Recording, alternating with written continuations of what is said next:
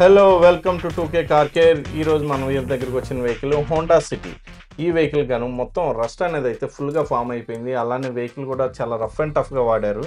ఈ కారణంగా ఈ వెహికల్ మొత్తం కూడా డిస్మాండిల్ చేసేసి ఇన్సైడ్ అవుట్ సైడ్ మన doors, front bumper, bonnet, fenders, అలానే మన ఇన్సైడ్ వచ్చేసరికి సీట్స్, ఫ్లోర్ మ్యాట్ ఇవి కూడా తీసేసి మనకు only dash board and engine మాత్రమే ఉంచి మిగతా మొత్తం కూడా డిస్మాండిల్ చేసి ఈ లోపలంతా కూడా బాగా డస్ట్ అనేది అయితే పట్టేసింది. ఫస్ట్ ఆఫ్ ఆల్ ఇదంతా ప్రాపర్గా క్లీన్ చేసి దీని తర్వాత రస్ట్ ఎక్కడెక్కడైతే ఉందో ఆ రస్ట్ మొత్తం కూడా కరెక్షన్ అనేది అయితే చేసిన తర్వాత ఈ వెహికల్కి 2 డోర్స్ అనేది అయితే రీప్లేస్ చేయాల్సి వచ్చింది.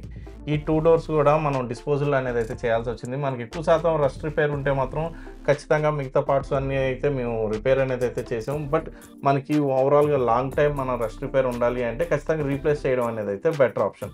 బట్ మనం కస్టమర్ పాయింట్ ఆఫ్ వ్యూ ఆలోచిస్తే మనకి బడ్జెట్లో కావాలి. ఆ విధంగా ఈ వెహికల్కి గాను రస్ట్ ఎక్కడెక్కడైతే ఫామ్ అయిందో అది మొత్తం కూడా రస్ట్ రిపేర్ చేసి పుట్టి ఫినిషింగ్ చేసి ఆఫ్టర్ మేము ప్రైమర్ కోటింగ్ అనేది అయితే అప్లై చేసాం. ఈ ప్రైమర్ కోట్ అప్లై చేసేటప్పుడు బాడీ మొత్తం కూడా ఇన్సైడ్ మొత్తం కూడా యాంటీ రస్ట్ కోట్ ప్రైమర్ అనేది అయితే చేసి అవుటర్ బాడీ కూడా 2K ప్రైమర్ కోట్ చేసిన తర్వాత మనం ఎక్కడెక్కడైతే రస్ట్ రిపేర్ చేసామో వాటి వరకు గాను రస్ట్ ప్రైమర్ కోట్ చేసి ఓవరాల్గా ఈ వెహికల్ కూడా చాలా వరకు మనం 3 to 4 years అయితే ఈజీగా మనం ఈ వెహికల్ని అయితే రస్ట్ ప్రొటెక్షన్ అనేది అయితే చేయొచ్చు. ఎక్కువగా రస్ట్ రిపేర్ చేసిన ఏరియా మనం నార్మల్గా ఉన్న ఏరియా అయితే మాత్రం మనం 5 to 6 years కూడా ఏమాత్రం కూడా డిస్టర్బ్ కాకుండా ఉంటుంది. రెస్ట్ ఉన్న ఏరియా మాత్రం కొంచెం జాగ్రత్తగా అనేది అయితే వాడుకోవాలి. ఇంతవరకు ఈ కస్టమర్ బాగా రఫ్ అండ్ టఫ్గా వాడడం కారణంగా ఈ కండిషన్లో అనేది అయితే ఈ వెహికల్ అయిపోయింది.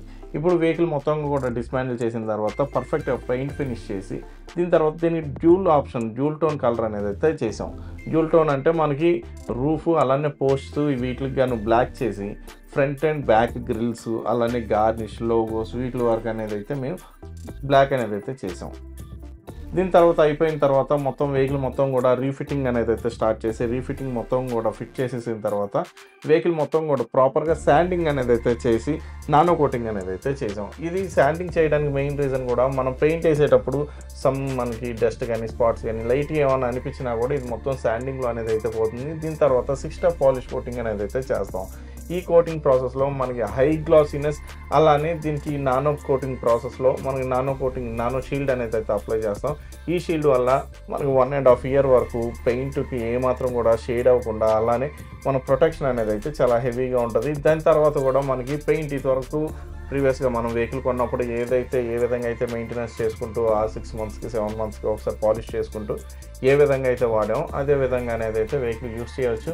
ఓవరాల్గా వెహికల్ మొత్తం కంప్లీట్ అయిపోయిన తర్వాత ఇప్పుడు చూడవచ్చు మీకు అలాయ్ వీల్స్ అలానే క్యాలిబర్స్ రెడ్ చేసాం, డ్యూల్ టోన్ చేసి mirror caps, handles, front garnish, తర్వాత రేర్ గార్నిష్, ఫోక్ ల్యాంప్స్ కూడా మొత్తం డ్యూల్ టోన్లో అనేది అయితే చేసి వెహికల్ చాలా క్రేజీ లుక్లో అనేది అయితే ఈ విధంగా డెలివరీ అనేది అయితే ఇవ్వడం జరిగింది.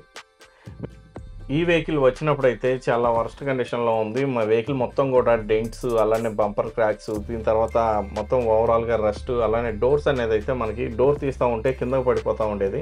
బట్ ఈ వెహికల్కి మేము చాలా వరకు ఫొటోస్ అండ్ వీడియోస్ అనేది అయితే పూర్తిగా తీయలేకపోయాం. ఎందుకంటే ఎక్కువ శాతం ఆ టైంలో కాస్త వర్క్ లోడ్ హెవీగా ఉండడం కారణంగా మేము అంత ఫోకస్ అనేది అయితే చేయలేకపోయాం. బట్ మేము ఓవరాల్గా వెహికల్ అనేది అయితే చాలా క్రేజీ లుక్తో ఈ విధంగా చేసి డెలివరీ అనేది అయితే ఇవ్వడం జరిగింది.